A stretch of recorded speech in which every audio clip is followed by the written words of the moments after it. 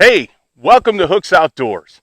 Wait till you see what we have in store for you today. Today, we're going to talk about fire and how to build fire. So we're going to go over some of the basics, fundamentals of fire building. So follow me. Come on. Okay, so one of the things that we need to collect for our fire is we need to collect tinder. Tinder is the first matter that we want to catch fire. We want to catch fire easily from a spark or a match, or even our lighters. So today we're going to do natural tinder. We're also going to go over some man-made stuff. But right over here to my left, you'll see there's lots of dead grass. That'll make what's called a good bird's nest for the tinder.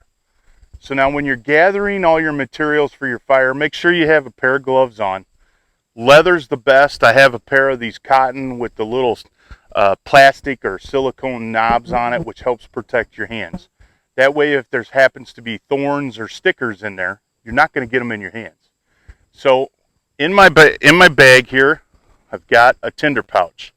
And at the moment, the tinder pouch is empty. So let's go ahead, let's collect some of this dead grass and see if we can find some other tinder that's out here in our woods.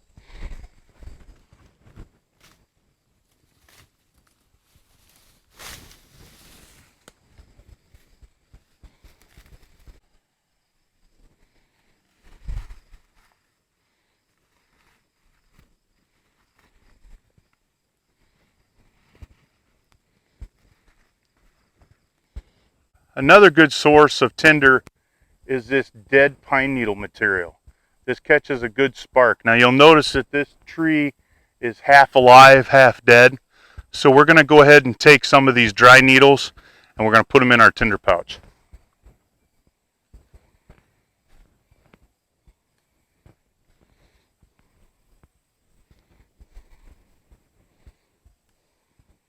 Good source of tinder to help start your fire from Mother Nature is one of my all-time favorites, and that's fat wood. Now this is fat wood that I harvested from this set of woods here where we're at today, and you can see how red it is right in here, and you can smell the pine pitch and the turpentine in it. Now on this side of the branch, you'll notice it's not nearly as red. There's not as much resin. This is the side that was against the trunk of the tree. In another video, we'll show you how to harvest fat wood. This particular stick of fat wood is what you buy at the store in a box in the fireplace department to help start your fires in your fireplace.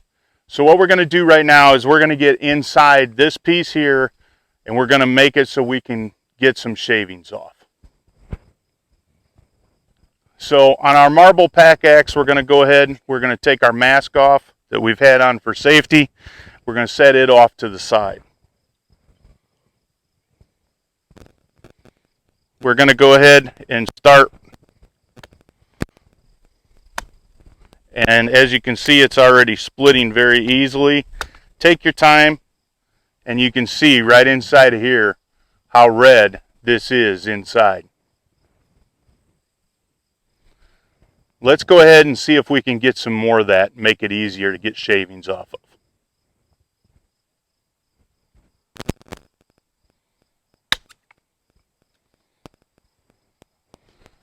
There we go.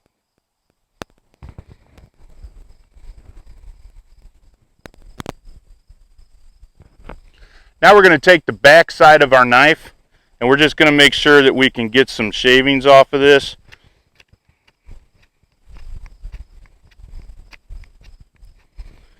And they're coming off. Let's collect these and put them in our bird's nest.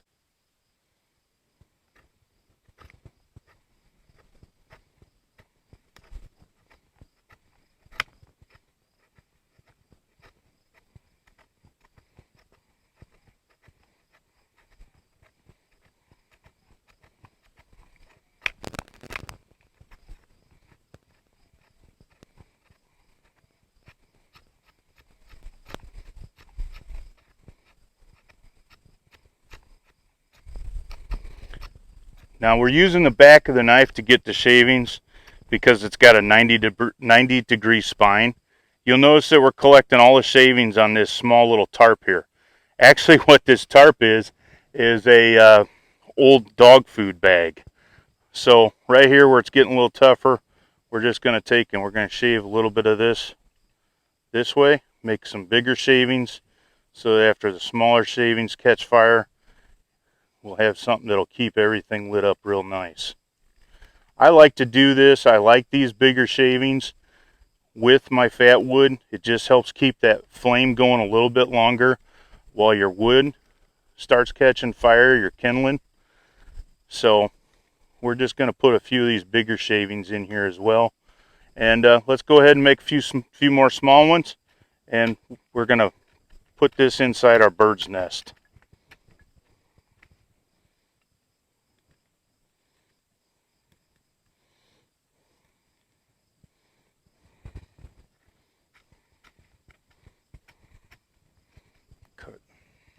We have all of our shavings done. We're going to go ahead and take our other materials out of our Tinder pouch.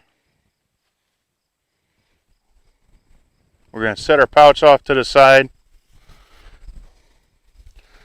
Now I took my gloves off, which in some ways wasn't smart because I'm getting pricked by them pine needles, but that's okay. So we're going to go ahead and we're going to put all this together.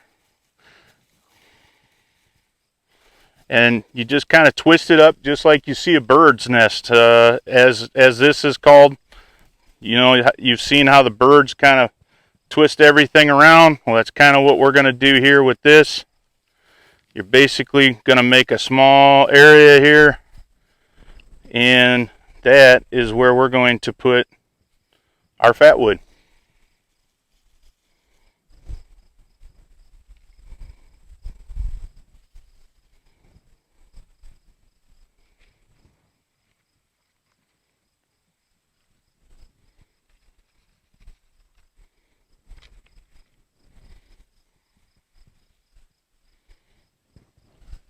And there's our tinder bundle.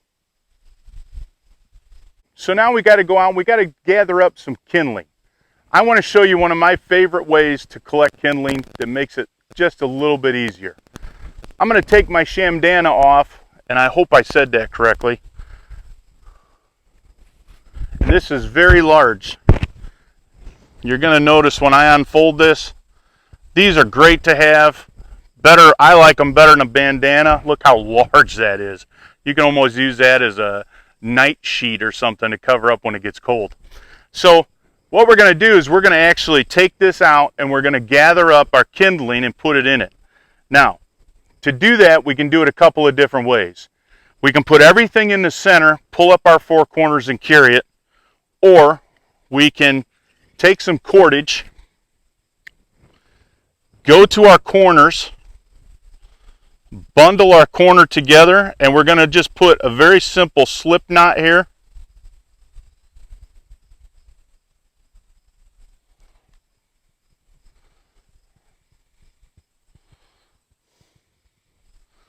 And that's going to hold our corner. Now we're going to go to the other corner and we can do the same thing.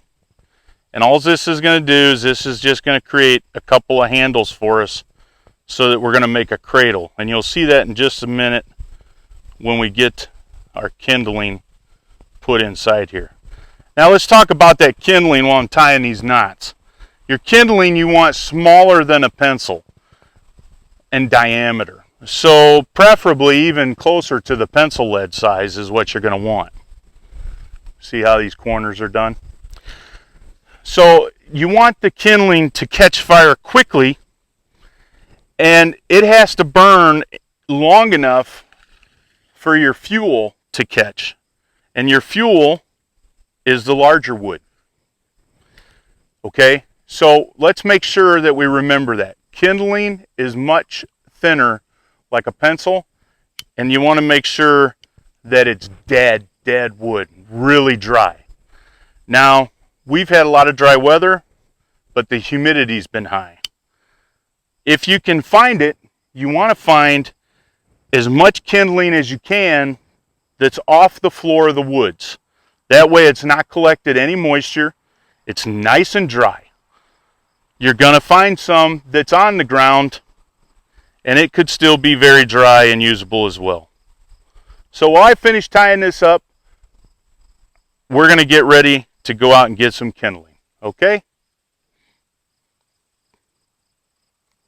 Now we have our sides tied up. You can see we're going to have a very large area to put our kindling. So let's go over here along the edge of the woods and see what we can find. Come on.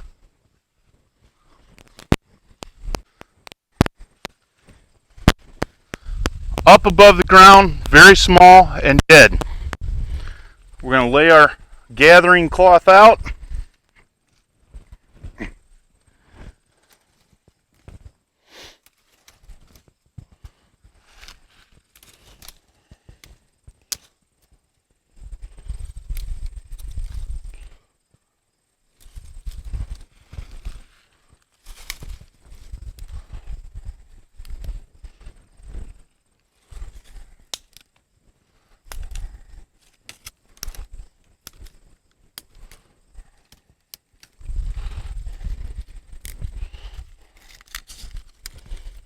Let's go see if we can find some more.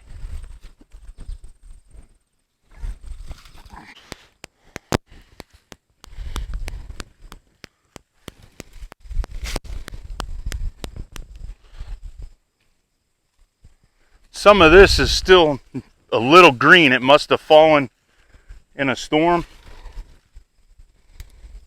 This is better.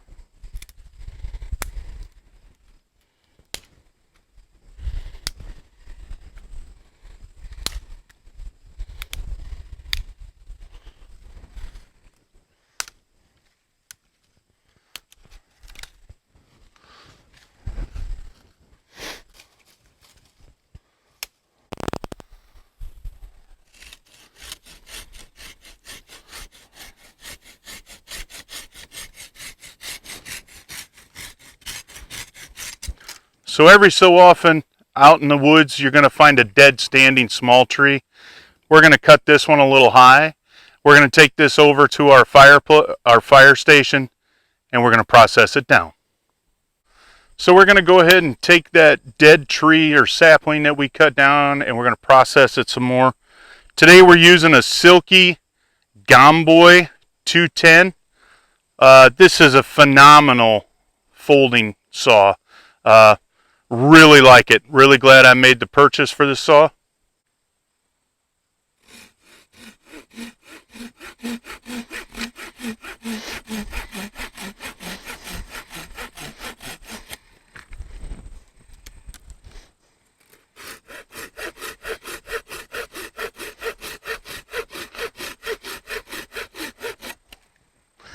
Now this would be cut for fuel, the larger diameter, especially if it's cooking fire.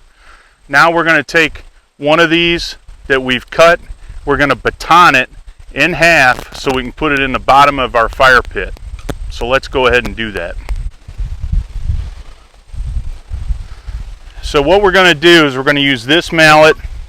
We're going to take this piece of the stick, we're going to go in the center like this, use our mallet, and we're going to use our Camp King knife and baton this down.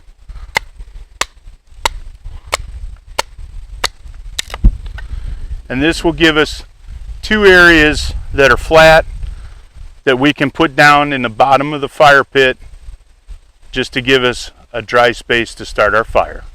So we put our bird's nest down in our fire pit. We've set our logs down in the bottom just to make sure it's dry, which it is. We have our fire bucket over here, which is full of water for safety. We've got our piles of kindling. And off to my left that you can't see is our fuel pile. Let's see if we can light it up.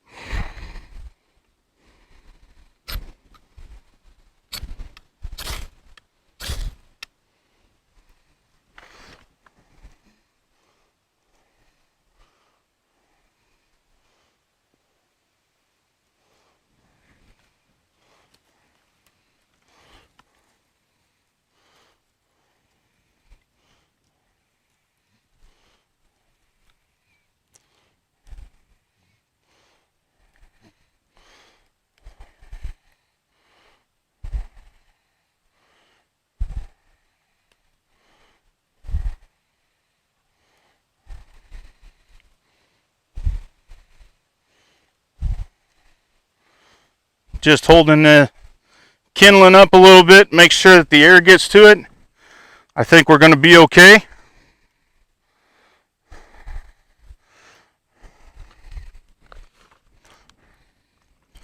Our fat wood is lit up nice.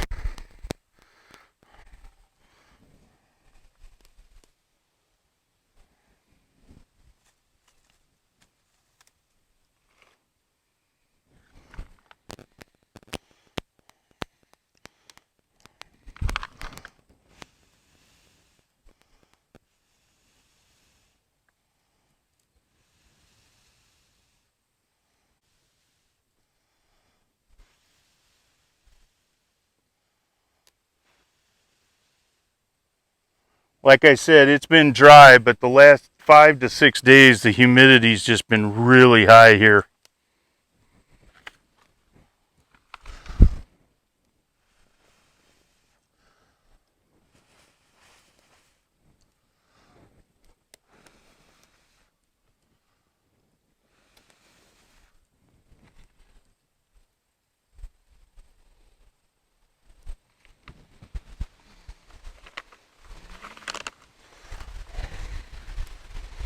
There we go.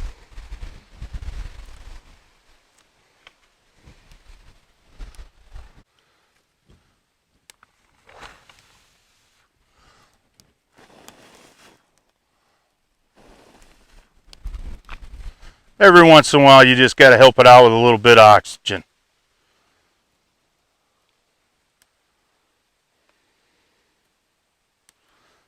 So there you have it, folks. Starting a fire with all natural tinder right here on Hooks Outdoors.